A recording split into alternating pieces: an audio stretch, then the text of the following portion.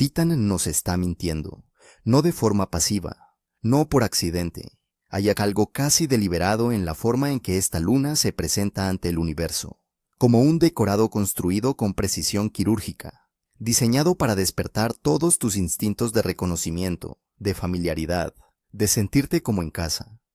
Desde la distancia parece la Tierra. No vagamente, no metafóricamente. Tiene ríos, lagos, costas, lluvia, nubes, estaciones y una densa atmósfera ámbar que la envuelve como una manta cálida en una noche fría. Si entrecerras los ojos ante la fotografía adecuada, el ángulo adecuado, el filtro adecuado, podrías confundirla genuinamente con una imagen satelital de algún lugar del norte de Canadá o de la costa de Escandinavia. Los científicos de la NASA han dicho exactamente eso. De manera oficial, en artículos revisados por pares, en conferencias de prensa, y ese parecido es la trampa, porque Titán no es la Tierra. Titán es una parodia helada y tóxica de la Tierra, un mundo que estudió los planos de nuestro planeta, copió todas las características arquitectónicas que pudo encontrar y luego llenó toda la estructura con algo fundamental y irrevocablemente erróneo. Es el objeto más parecido a la Tierra del sistema solar. También es uno de los más hostiles. Esos dos hechos no están en tensión. Son el mismo hecho, visto desde diferentes ángulos. Titán orbita alrededor de Saturno a unos 1.200 millones de kilómetros del Sol. Eso es 10 veces más lejos que la distancia entre la Tierra y nuestra estrella. A esa distancia, el Sol no es una fuente de calor, ni siquiera es realmente una fuente de luz. Es un punto tenue y pálido en un cielo anaranjado, apenas más brillante que una luna llena en una noche clara aquí. Si estuvieras de pie en la superficie de Titán al mediodía del día más largo de su año, recibirías aproximadamente una centésima parte de la energía solar que llega a la Tierra. Los paneles solares que alimentan a la mayoría de nuestros rovers marcianos serían prácticamente inútiles allí. El calor que la superficie de la Tierra da por sentado, la energía térmica básica que mantiene estable el agua líquida, que impulsa el clima, que hace posible la biología tal y como la conocemos. En Titán, todo eso simplemente no existe. Las temperaturas en la superficie rondan los menos 179 grados Celsius. Reflexiona sobre esa cifra un momento. Es lo suficientemente frío como para hacer que el acero se vuelva quebradizo. Lo suficientemente frío como para que ciertos metales se rompan como el cristal si los golpeas. Lo suficientemente frío como para convertir el metano, el mismo gas que olería cerca de un quemador de cocina con fuga, un gas que tratamos como un producto químico industrial común, en líquido. Y es ese metano líquido, no el agua, el que llena los lagos, ríos y mares de Titán. Cuando la nave espacial Cassini llegó al sistema de Saturno en 2004, llevaba un pasajero, una pequeña sonda llamada Huygens, construida por la Agencia Espacial Europea, del tamaño aproximado de un neumático de coche grande, repleta de instrumentos y diseñada para hacer una sola cosa: caer. El 14 de enero de 2005, Huygens se separó de Cassini y se precipitó hacia la superficie de Titán. Tardó 2 horas y media en descender a través de la atmósfera. 2 horas y media de caída, grabando, transmitiendo, sobreviviendo al frío, la presión y la química alienígena de un mundo que ningún instrumento humano había tocado jamás. Lo que vio durante el descenso, y lo que encontró al tocar tierra, cambió nuestra forma de pensar sobre las lunas, los planetas y lo que realmente significa que un mundo nos resulte familiar. La atmósfera fue lo primero en recibir el impacto. La atmósfera de Titán es aproximadamente 1,5 veces más densa que la de la Tierra, a nivel del mar. Genera una presión superficial de unas 1,5 atmósferas, significativamente superior a la que respiramos. Y Titán es la única luna de todo el sistema solar, de entre las más de 200 lunas conocidas que orbitan todos los planetas juntos, que tiene una atmósfera sustancial. Todas las demás lunas son rocas sin aire, o tienen una atmósfera tan tenue y efímera que apenas puede considerarse como tal. Solo Titán tiene un cielo de verdad, un sistema meteorológico de verdad, un ciclo hidrológico de verdad. La atmósfera es principalmente nitrógeno, igual que la nuestra. De hecho, alrededor del 95% es nitrógeno. Sobre el papel, eso suena casi reconfortante. Respiramos nitrógeno. Nuestros cuerpos están compuestos en parte por nitrógeno. Es el gas de fondo inerte y abundante de la vida terrestre. En Titán, esa similitud no significa nada. Es un decorado, es un atrezo. Es en el 5% restante donde Titán se revela. Esa fracción es un cóctel de metano e hidrógeno, mezclado con trazas de docenas de compuestos orgánicos, etano, acetileno, benceno, propileno, que reaccionan constantemente con la luz ultravioleta del Sol lejano para producir un smog naranja permanente que cubre todo el planeta. Los tolines, los científicos los llaman tholins, del griego que significa fangoso, porque nadie tenía un nombre mejor para unas moléculas tan complejas, tan variadas y tan obstinadamente difíciles de clasificar. Lo recubren todo, descienden desde la atmósfera superior en una lenta y continua llovizna de nieve química, acumulándose en la superficie a lo largo de millones de años, amontonándose en las dunas, disolviéndose en la lluvia de metano, siendo arrastradas por los ríos y depositándose en los mares. Toda la superficie de Titán está recubierta de estas moléculas orgánicas, algunas de las más complejas de la química abiótica de todo el sistema solar. La niebla es tan espesa que la luz solar apenas llega a la superficie. Si estuvieras en Titán al mediodía local, en el punto de máxima elevación solar, la luz ambiental sería aproximadamente 1000 veces más tenue que una tarde soleada y brillante en la Tierra. No es que esté oscuro, exactamente. Verías tus manos delante de ti, verías el suelo bajo tus pies, pero el cielo sería una neblina uniforme y opresiva de color marrón anaranjado, y el sol no sería visible. No proyectarías sombra.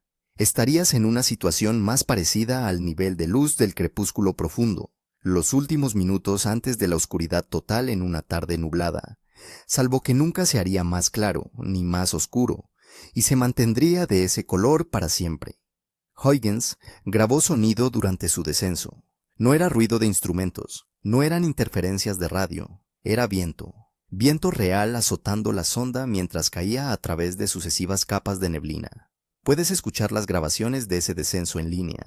Huygens convirtió los datos de su acelerómetro en audio, y el resultado es un sonido suave e irregular de sacudidas, como un micrófono asomado por la ventanilla de un coche en una autopista. Titán tiene clima de verdad. Tiene un ciclo hidrológico tan completo, tan estructuralmente idéntico al ciclo del agua de la Tierra, que el mismo vocabulario se aplica a ambos, palabra por palabra. El metano se evapora de la superficie, asciende a través de la atmósfera, se condensa en nubes a gran altitud y vuelve a caer en forma de lluvia. La lluvia excava canales en el suelo, alimenta ríos, y esos ríos transportan su carga de hidrocarburos disueltos cuesta abajo hacia lagos y mares que se encuentran en cuencas cerca de los polos. Ligeia Mare, uno de los 3 mares principales cerca del polo norte de Titán, cubre aproximadamente 126.000 kilómetros cuadrados, más que el lago superior, el mayor de los grandes lagos.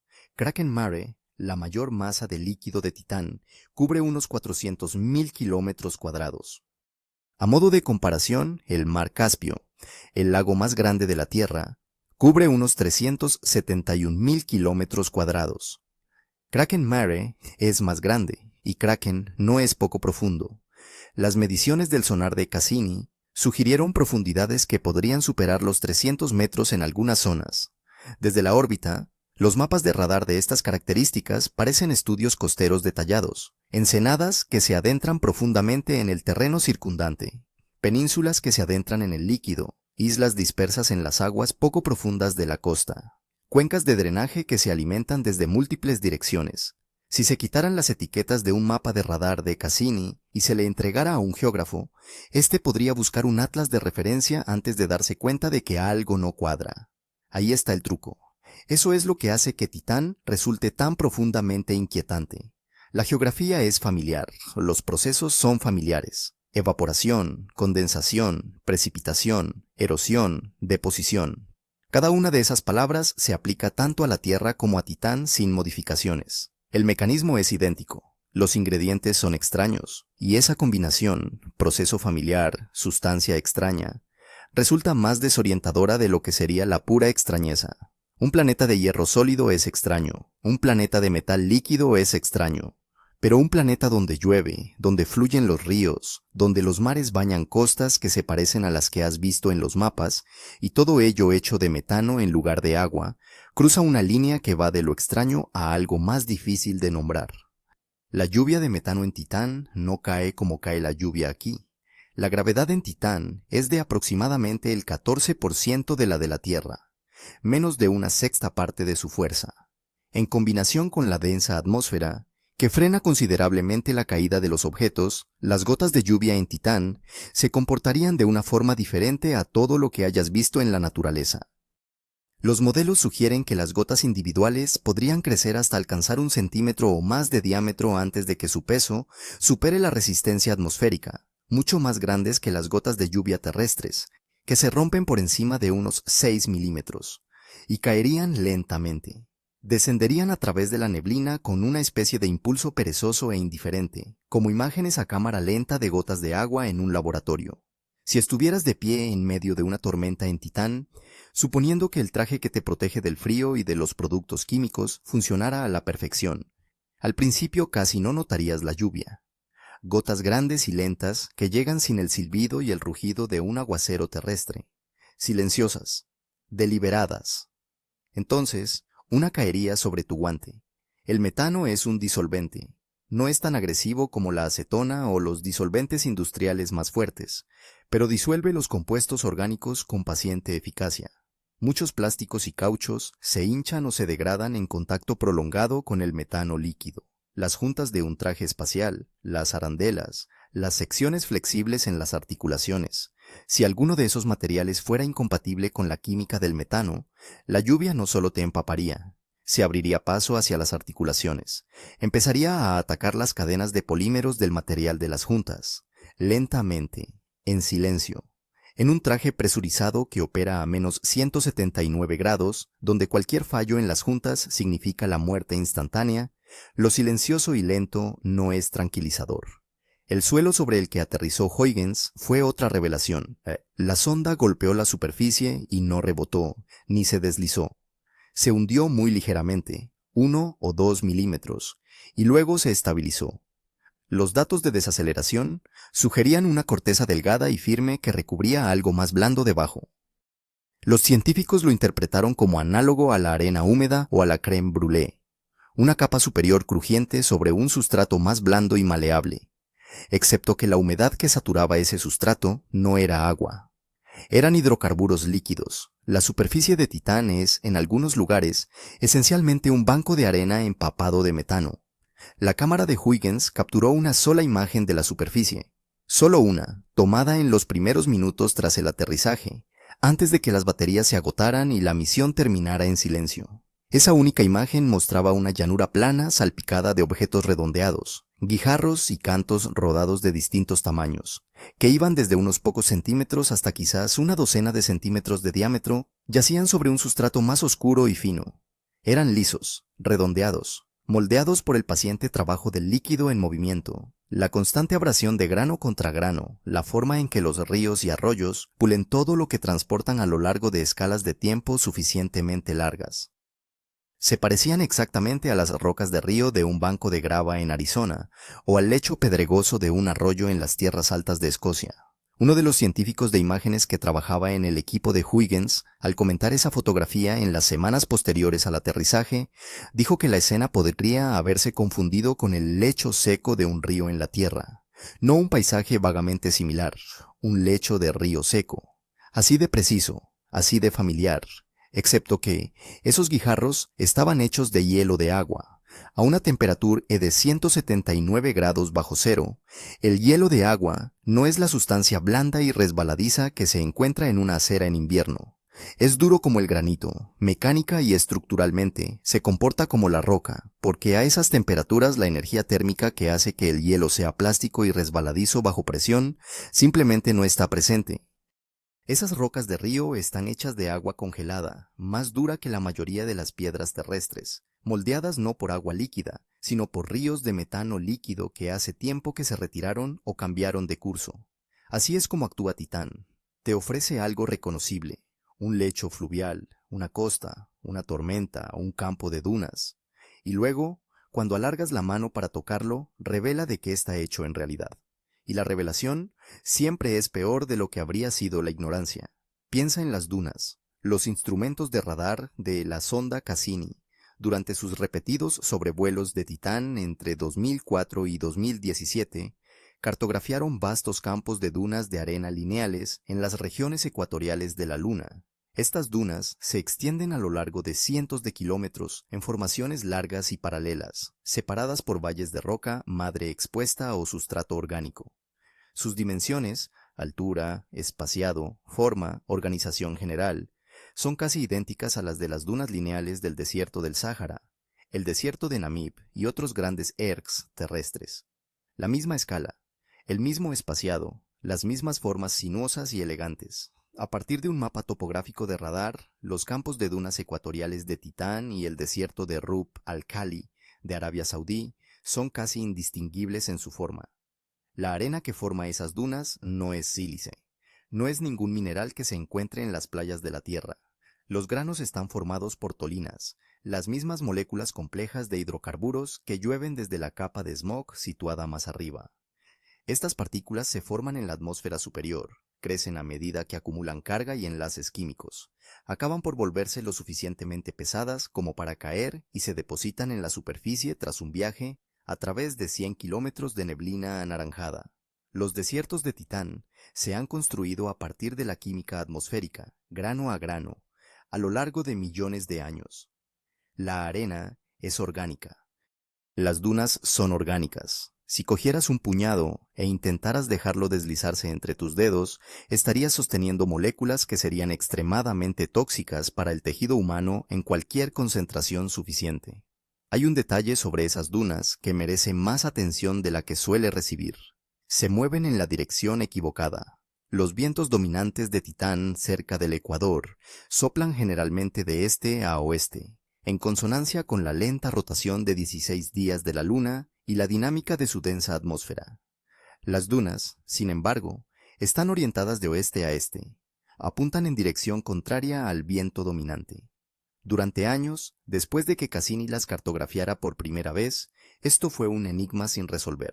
La explicación principal, respaldada por modelos atmosféricos y datos de superficie, es que Titán sufre ocasionales y poderosas tormentas ecuatoriales de metano, fenómenos raros, mucho más intensos que la llovizna habitual, que generan violentos vientos superficiales que soplan en dirección opuesta a la predominante.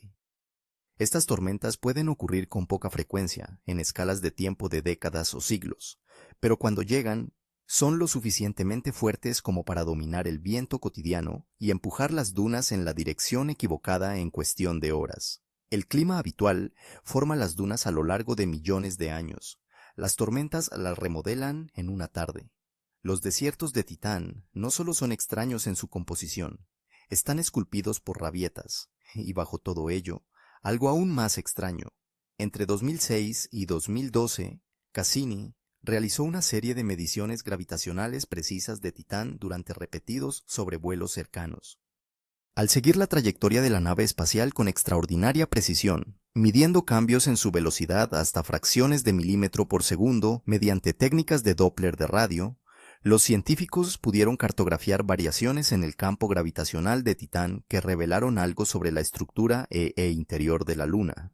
Los datos contaron una historia que nadie esperaba del todo. La corteza de Titán, la rígida capa exterior de hielo, roca y material orgánico sobre la que uno se pondría de pie, no descansa directamente sobre roca sólida del manto, descansa sobre hielo, y debajo de ese hielo, según sugieren firmemente los modelos, hay un océano global de agua líquida, no en la superficie, no accesible, enterrado bajo una capa de hielo cuyo espesor se estima entre 50 y 100 kilómetros, sumido en una oscuridad permanente, aislado de la superficie por un espesor geológico de material congelado, posiblemente mezclado con amoníaco, que actuaría como anticongelante, manteniéndolo líquido a temperaturas muy por debajo del punto de congelación normal del agua. Titán tiene dos caras, la de arriba, la que fotografió Huygens, la que cartografió Cassini, es un mundo de metano helado, revestido con el aspecto de la Tierra. La de abajo es un mundo de agua oculto, Un océano subterráneo de líquido, sumido en la oscuridad bajo 100 kilómetros de hielo, donde nunca ha llegado la luz del lejano sol, donde ningún instrumento humano se ha acercado jamás a tocarlo. Sabemos que probablemente está ahí. No podemos verlo, no podemos llegar hasta él. Apenas podemos detectarlo, a través de las sutiles huellas gravitacionales que imprime en las trayectorias de las naves espaciales, medidas desde miles de kilómetros de distancia. Ese océano subterráneo plantea preguntas que mantienen despiertos a los astrobiólogos a horas intempestivas. Si hay agua líquida bajo la corteza de Titán, y las pruebas de que la hay se hacen más sólidas con cada análisis refinado de los datos de Cassini, y si ese océano está en contacto con un núcleo rocoso de silicato que se encuentra debajo, entonces existe una posibilidad real de actividad hidrotermal. El agua caliente que reacciona con la roca de silicato es una de las fórmulas más consistentemente productivas para la química, y posiblemente la biología, que conocemos en cualquier lugar. Es la misma química que alimenta los ecosistemas agrupados alrededor de las fuentes hidrotermales en el fondo de los océanos profundos de la Tierra. Esos ecosistemas de fuentes hidrotermales sustentan redes tróficas completas basadas en la quimiosíntesis en lugar de la fotosíntesis, que prosperan en la oscuridad total, a presiones que aplastarían un cuerpo humano, alimentadas íntegramente por la energía de las reacciones químicas entre el agua y la roca. Si el océano subsuperficial de Titán tiene un fondo rocoso geotérmicamente activo, el mismo proceso podría estar ocurriendo en este mismo momento. Un océano de agua y amoníaco de kilómetros de espesor, sumido en una oscuridad total bajo una presión inimaginable, con calor y reacciones químicas burbujeando desde las profundidades, completamente invisible desde la órbita, completamente inaccesible para cualquier instrumento que tengamos actualmente o que hayamos planeado. La pregunta de si hay vida en ese océano, o si la ha habido alguna vez, es algo que la tecnología actual no puede responder, pero la superficie tiene su propia y extraña candidatura. En 2015, un equipo de investigadores de la Universidad de Cornell, liderado por James Stevenson, Jonathan Lunine y Paulette Clancy, publicó un artículo en el que modelaban cómo podría ser una membrana celular si tuviera que funcionar en metano líquido en lugar de agua líquida. El problema de ingeniería es fundamental. La vida en la Tierra utiliza bicapas lipídicas, finas láminas de moléculas grasas que se autoorganizan espontáneamente en el agua, formando membranas cerradas y flexibles, capaces de separar la química interior del entorno exterior. Esa química funciona en el agua, no funciona en metano líquido. Los principios físicos son diferentes. La temperatura es más de 200 grados inferior. Las moléculas que forman bicapas lipídicas en el agua no se autoorganizan de la misma manera en el metano, porque éste interactúa con ellas de forma diferente. El equipo de Cornell partió de cero. Analizaron la termodinámica de las moléculas orgánicas que contienen nitrógeno, moléculas que, de hecho, abundan en la superficie de Titán, y modelaron cómo podrían comportarse esas moléculas en metano líquido a las temperaturas de Titán. Encontraron una clase de membranas teóricas a las que llamaron azotosomas, del término francés para nitrógeno, que, en principio, podrían formar estructuras estables, flexibles y cerradas en metano líquido. Estructuras que se comportarían funcionalmente como membranas celulares. Estructuras que podrían, en principio, formar una frontera entre el interior y el exterior. Nadie ha encontrado un azotosoma en la naturaleza. Nadie ha demostrado que existan fuera de un modelo computacional. Pero el hecho de que la química sea teóricamente viable, que la física de los compuestos de nitrógeno en metano frío no impida la autoorganización de membranas, significa algo. Significa que Titán no es solo una curiosidad geológica. Podría ser una capaz de albergar no solo vida, sino un tipo de vida completamente diferente.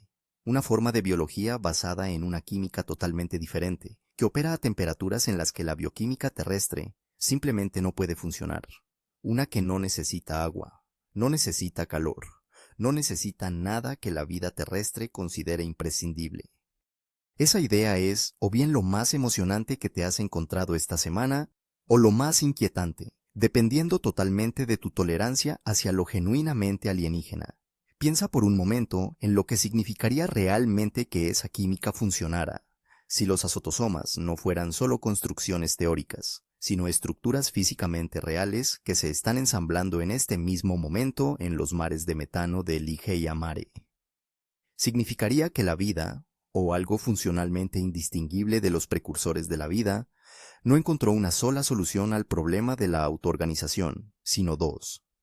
Significaría que la arquitectura química particular de la vida terrestre, el paradigma agua-lípidos-proteínas que comparten todos los seres vivos de la Tierra, no es la única respuesta posible a la pregunta de cómo la química construye un límite y empieza a llamarse a sí misma vida.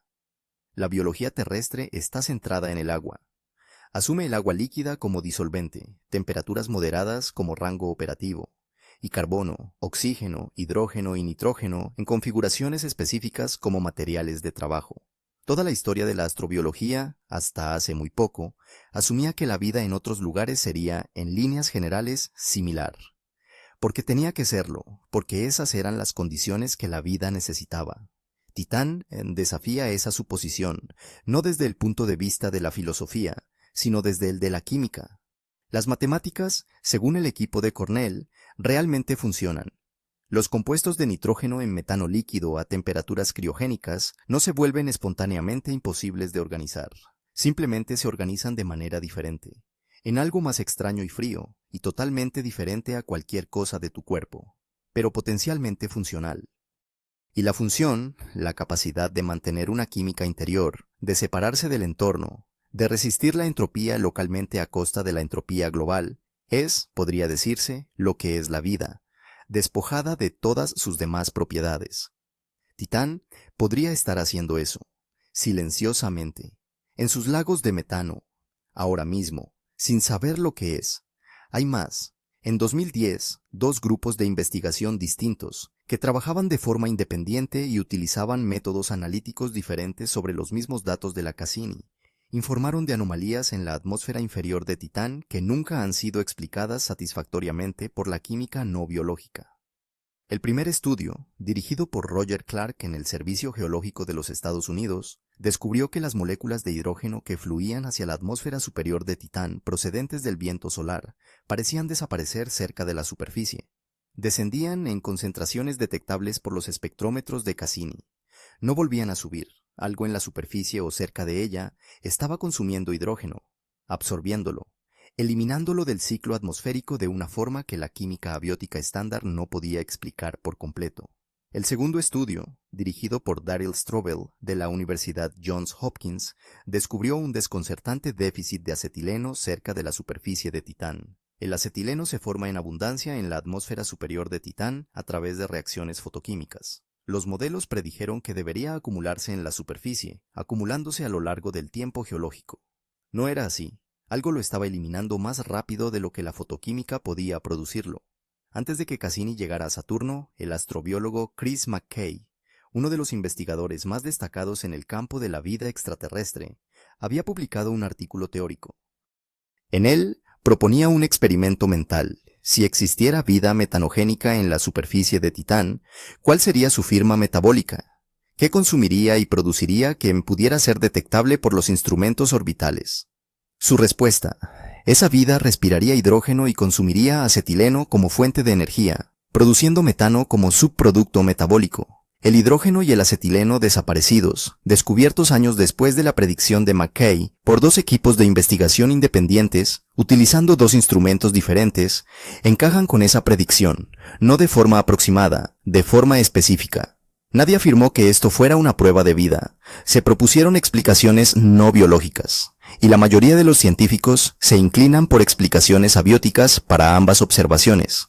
Pero dos conjuntos de datos independientes, recopilados años después de que se publicara una predicción biológica específica, apuntando ambos en la dirección prevista. Ese es el tipo de convergencia que hace que los científicos sean extraordinariamente cautelosos y extraordinariamente curiosos al mismo tiempo. La regla científica para afirmaciones extraordinarias exige pruebas extraordinarias. Esto no es una prueba extraordinaria, pero es una coincidencia extraordinaria. Y las coincidencias extraordinarias en la ciencia suelen acabar resolviéndose en una de dos cosas: una explicación mundana que cierra la cuestión, o un descubrimiento que lo abre todo. Lo que empeora todo esto, o lo hace más fascinante según cómo se mire, es el silencio. Titán presenta toda esta complejidad: lluvia, ríos, mares, océanos ocultos, dunas orgánicas, una química atmosférica anómala, membranas celulares hipotéticas y la ausencia de hidrógeno. Geológica y químicamente, en él ocurre más que en la mayoría de los cuerpos sólidos del sistema solar, y casi no tenemos datos de la superficie. Huygens sobrevivió 72 minutos tras el aterrizaje. Una fotografía. Un puñado de mediciones de temperatura, presión y química. Unos minutos de ruido del viento. Luego, silencio. Todo lo demás que sabemos sobre Titán se recopiló desde la órbita. Gracias al radar, los espectrómetros infrarrojos, los espectrómetros de masas y los instrumentos de cartografía gravitatoria a bordo de la Cassini durante 13 años de sobrevuelos. Cartografiamos Titán del mismo modo que se cartografiaría una ciudad desconocida, sobrevolándola de noche en un avión con una sola linterna apuntando por la ventanilla. Vimos formas, deducimos materiales, construimos modelos, discutimos sobre los modelos, pero hemos tocado físicamente la superficie de Titán exactamente una vez, en un solo lugar, durante apenas más de una hora. En términos de ciencia planetaria, eso equivale a tomar una muestra del Océano Pacífico sumergiendo brevemente la yema de un dedo en el agua frente a la costa de Hawái y sacando conclusiones sobre todo lo que vive allí. Piensa en lo que eso significa en la práctica. Marte, un planeta que hemos explorado más intensamente que cualquier otro cuerpo más allá de la Tierra, ha acogido más de una docena de misiones de superficie exitosas desde 1976. Los rovers han recorrido un total de decenas de kilómetros. Se han extraído muestras mediante perforación en múltiples lugares. El helicóptero Ingenuity ha realizado docenas de vuelos. Y sin embargo, los científicos de Marte siguen discutiendo sobre cuestiones fundamentales relativas a la habitabilidad pasada del planeta, la historia de su agua y la naturaleza de su química. Titán, un mundo posiblemente más complejo químicamente que Marte, ha tenido un solo módulo de aterrizaje. 1. Durante 72 minutos, en un mundo aproximadamente 4 veces más grande que la Luna, con una superficie de más de 80 millones de kilómetros cuadrados, solo tenemos un único dato, un trozo de grava impregnada de materia orgánica fotografiado una vez por una sonda en su última hora de vida. La NASA va a volver. Una misión llamada Dragonfly, un helicóptero de propulsión nuclear del tamaño de un coche grande, que lleva un conjunto de instrumentos científicos, capaz de navegar de forma autónoma y propulsado por un generador termoeléctrico radioisótopo que funciona con plutonio 238 en desintegración. Tiene previsto actualmente su lanzamiento en 2028, con llegada a Titán programada provisionalmente para mediados de la década de 2030. No aterrizará en un lugar y esperará, como hizo Huygens. Volará. La combinación de la densa atmósfera y la baja gravedad de Titán lo convierte en uno de los entornos más favorables desde el punto de vista aerodinámico del sistema solar para el vuelo propulsado. El aire denso proporciona una gran sustentación, y la débil gravedad significa que se necesita relativamente poca. Dragonfly utilizará sus 8 rotores para desplazarse saltando por la superficie, cubriendo entre 8 y 10 kilómetros por vuelo, y explorando docenas de yacimientos geológicos distintos a lo largo de años de operaciones. El plan de la misión prevé comenzar en los campos de dunas ecuatoriales y avanzar progresivamente hacia el cráter Selk, una estructura de impacto de aproximadamente 80 kilómetros de diámetro, donde los modelos científicos sugieren que la energía del impacto original fue suficiente para derretir brevemente el hielo subsuperficial y crear un charco transitorio de agua líquida en la superficie.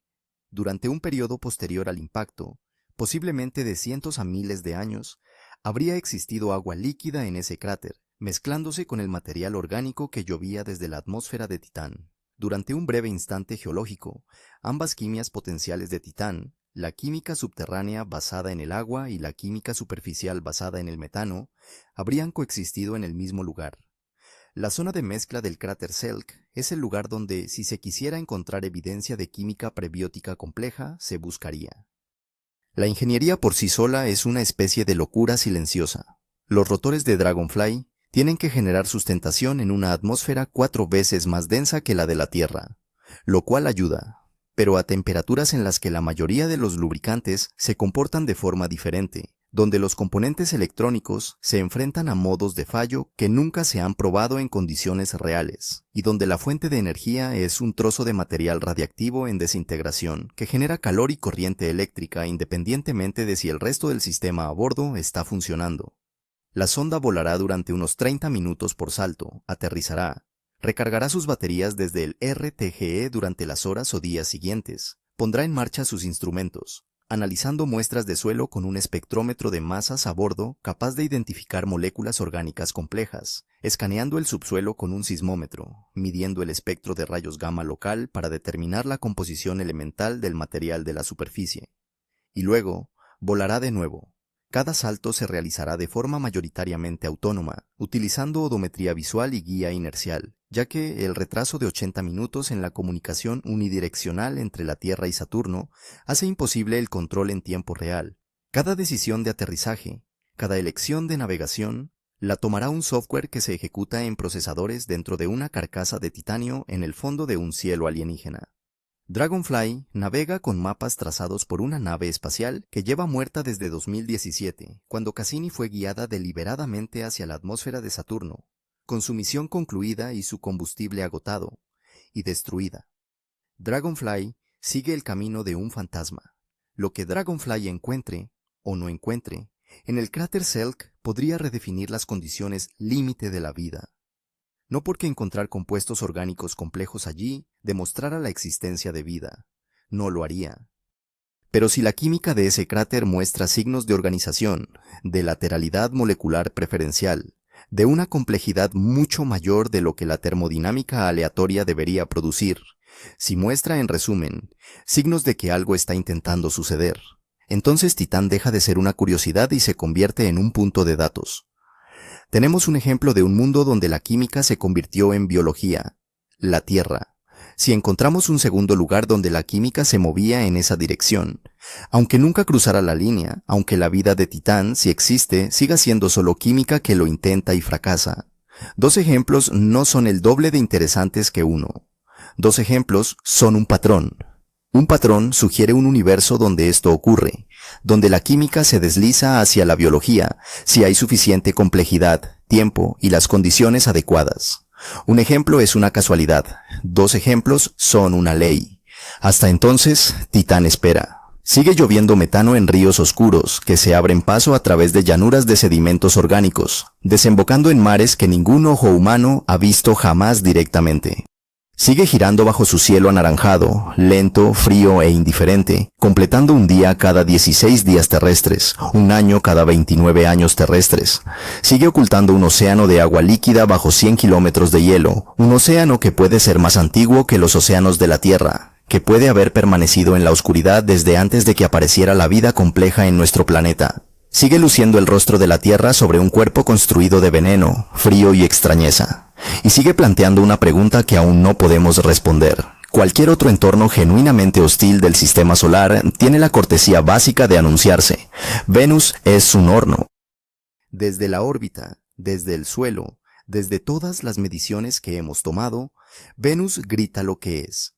465 grados Celsius en la superficie, una presión atmosférica 90 veces superior a la de la Tierra. Nubes de ácido sulfúrico concentrado circulando por una atmósfera dominada por el dióxido de carbono. No te ofrece ninguna ilusión reconfortante. Júpiter es un muro de radiación y presión aplastante. Un gigante gaseoso sin superficie sobre la que pisar. Un entorno de radiación tan intenso que destruye la electrónica de las naves espaciales en cuestión de horas. Anuncian lo que son. No engañan. Titán es diferente. Titán parece un lugar en el que se podría aterrizar.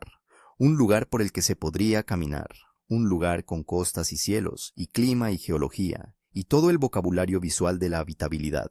Te invita a entrar, te muestra las costas y las tormentas y los valles fluviales y las dunas. Te muestra algo que, a primera vista, ni a segunda y a tercera, parece un hogar. Y cuanto más lo miras, más te das cuenta de que todo lo que te resulta familiar está construido a partir de algo fundamental e irrevocablemente erróneo. Los ríos fluyen con metano, la lluvia es un disolvente, el suelo está empapado de hidrocarburos, el aire es una fábrica química que produce tolinas, la luz solar apenas llega a la superficie, y cuando lo hace es Y bajo todo lo que puedes ver, enterrado bajo un espesor geológico de hielo, hay un océano de agua fría que puede estar vacío o no. Titán no te asusta con fuego, presión y radiación. Titán te asusta con su familiaridad. Es un espejo que te muestra la Tierra y luego, muy lentamente, muy silenciosamente, te muestra de qué está hecho realmente ese reflejo. Eso es lo que lo convierte en el objeto más inquietante del sistema solar.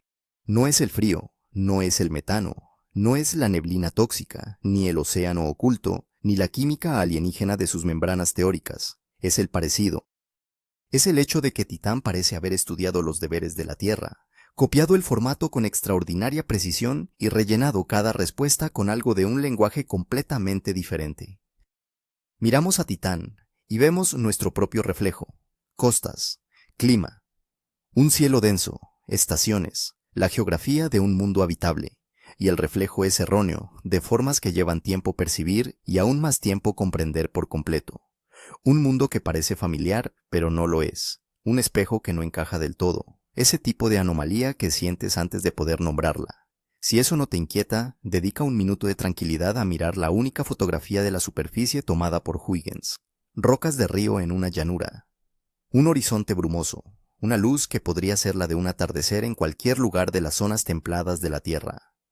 Podría ser un cauce seco en el Mojave, podría ser un banco de grava junto a un arroyo escocés, podría ser cualquier lugar por el que hayas caminado, cualquier lugar en el que te hayas parado, cualquier lugar en el que hayas sentido el suelo bajo tus pies y el cielo sobre ti y hayas pensado, este es un lugar, esto es real, esto es mi hogar. No es nada de eso. Es la superficie de una luna que orbita Saturno, a 1.200 millones de kilómetros del Sol, a 179 grados bajo cero, empapada de hidrocarburos líquidos, bajo un cielo anaranjado que no ha estado despejado desde que el sistema solar era joven, y a mediados de la década de 2030, un pequeño helicóptero va a volar a través de esa neblina. Va a aterrizar sobre esas rocas de río, o unas muy parecidas a ellas, pondrá en marcha sus instrumentos, despegará de nuevo y volará al siguiente emplazamiento, y al siguiente, y al siguiente. Nos va a contar, por fin, lo que Titán ha estado ocultando bajo esa cara prestada durante 4.500 millones de años. Hay dos respuestas posibles. En una de ellas, Dragonfly encuentra compuestos orgánicos complejos en el cráter Selk, que son interesantes pero, en última instancia, explicables. Productos de la química abiótica, la fotoquímica atmosférica, reacciones generadas por impactos, sofisticados pero sin vida. En esa respuesta, Titán es una obra maestra química y nada más. Un mundo que reunió todos los ingredientes y nunca horneó el pan. Una demostración de hasta dónde puede llegar la química sin convertirse en biología. Esa respuesta seguiría siendo revolucionaria desde el punto de vista científico. Nos enseñaría cuáles son los límites superiores de la química prebiótica. Refinaría nuestros modelos sobre dónde puede surgir la vida y dónde no. Sería extraordinario. Y en la otra respuesta, la respuesta que nadie se atreve a decir en voz alta con demasiado detalle, porque las implicaciones son demasiado grandes y las pruebas aún son demasiado escasas, Dragonfly encuentra algo que no encaja, una lateralidad molecular, un polímero demasiado regular para ser aleatorio, un patrón en la química del suelo de ese cráter que se resiste a toda explicación abiótica, un segundo génesis, un segundo origen, completamente independiente de materia organizada que tendríamos que llamar, según cualquier definición razonable, viva.